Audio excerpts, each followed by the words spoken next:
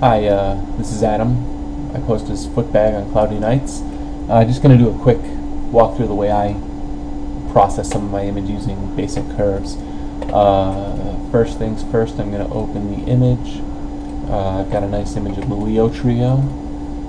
This was stacked and calibrated in Deep Sky Stacker. I used darks, flats, and my light frames. I don't remember off the top of my head how many light frames I used, but guessing it was about an hour and a half, maybe a 5-minute subs. But as you can see, Deep Sky Stacker spits out an unattractive image. I'm going to go through this fairly quickly. I did another one, but it dragged on to the point where the video was so big I'd never be able to upload it. So the first thing you do is you change your mode to 16 bits. Can't edit in 32-bit mode yet. Maybe the next Photoshop version, but for now we're stuck with where we are. My first step is click that midpoint right there, click the center of the image, you get kind of an okay background. Then go right back into curves. I use Control M. It's the shortcut to get to curves. You could always click image adjustments, curves, but anytime you use a shortcut, it really saves you some time. Drag the slider over till you have a nice unattractive black sky. Actually, before I do that, I'm going to set a few points in here where I know there's some problems. You can see. Now I click that. I had already set my midpoint, but you can see what happens. These are already set. I'm going to drag that down until I'm in the 30-30-30 range. When I say the 30-30-30 range, that's these sliders that I put down right there. Click OK. Another curve. We're going to raise the curve up. I'm going to do that a couple times.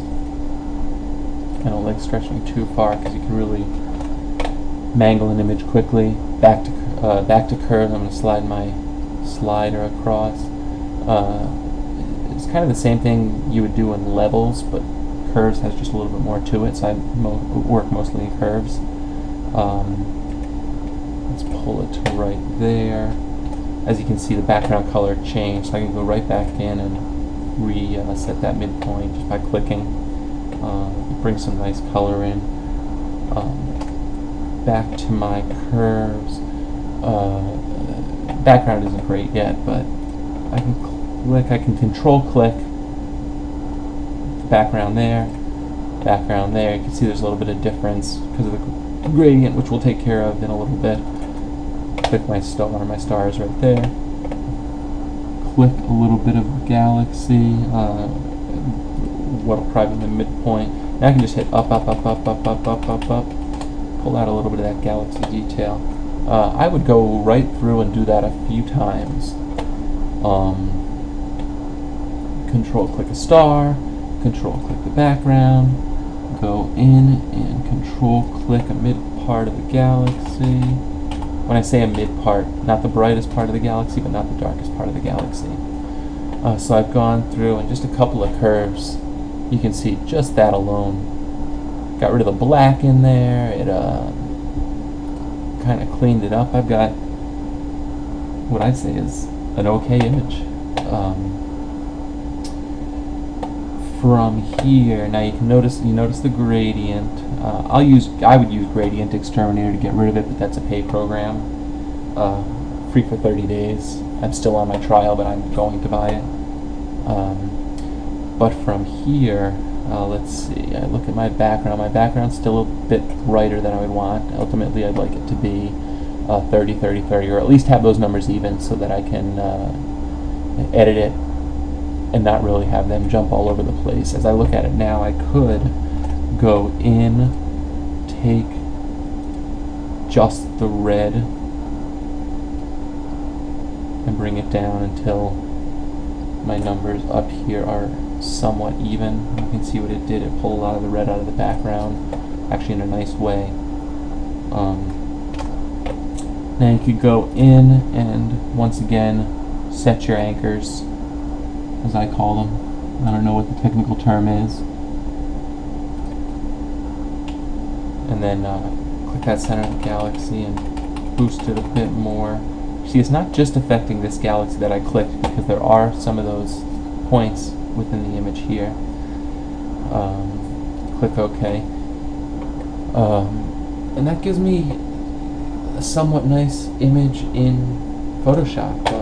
Some might say they were done here. You can see I can slide the waypoint slider. I don't like touching the waypoint slider too much.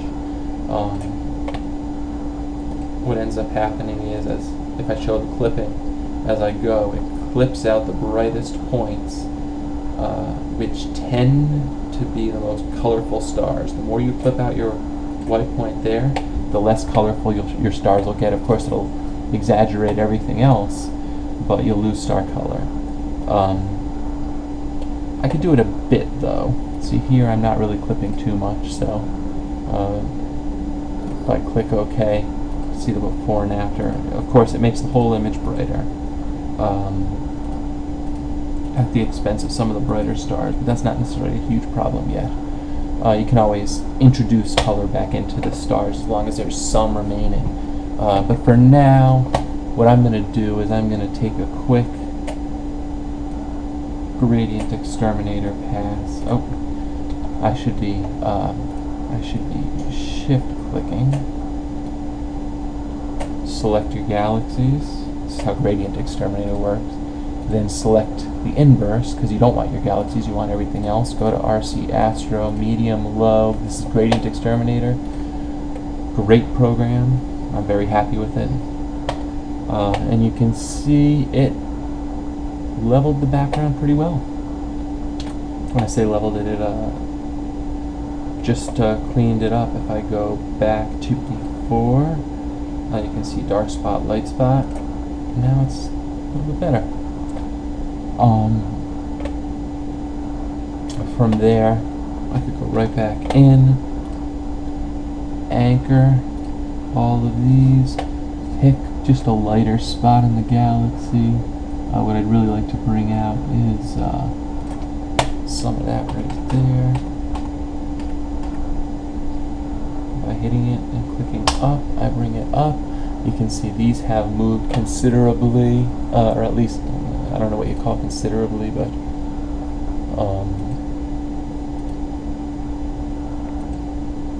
okay, I wouldn't call that considerably. That was just a bump. But what I can do then is go back, and I still have that toe to work with, so I could drag that down, and you can see it brings it right down. 30, 30, 30 is a pretty good spot to be. And if I bring it down to that 30, 30, 30, I've got a pretty nice image here. I would normally not stop here, but just for the sake of the tutorial and the sake of my disk space and my upload time, I'm going to stop there. But you can see that was some basic curves and a gradient exterminator. Made it look pretty good. So, like I said, you got a pretty nice image here. If I show you, this is what the image looks like when I keep going. I've applied filters to it, blurring filters, just to clean it up, clean the background. In this one, some of the details a little bit better. And you go down and look at your faint fuzzies down here, which you may or may not be able to see at your resolution. I think I pulled it out a little bit better in this one, although there's a little bit more detail here, but I would normally keep going, but for the sake of this tutorial I'm going to stop there. Thanks for watching my first tutorial. You can comment or do whatever and I'll try and answer your questions, but pay attention because I might be posting a few more to get you a little bit further. Thank you.